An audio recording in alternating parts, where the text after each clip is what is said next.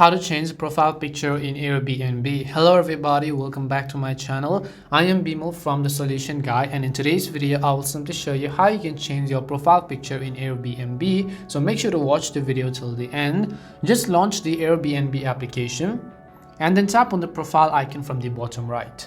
Now tap on the option called View Profile to go to your profile page.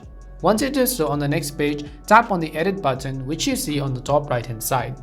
Now what you have to do is you'll be taken to the editing page, so just tap on your current profile photo to change it. You have two options: to choose the ones from a gallery or to choose and take a picture right away from your camera. So if you have an existing photo, just select gallery and choose a photo from your gallery that you want to change to. Once you do that, make sure you crop it accordingly to your own needs and tap on the crop option on the top right. And as you've done that, what you have to do is save the changes by tapping on the save button from the top right again.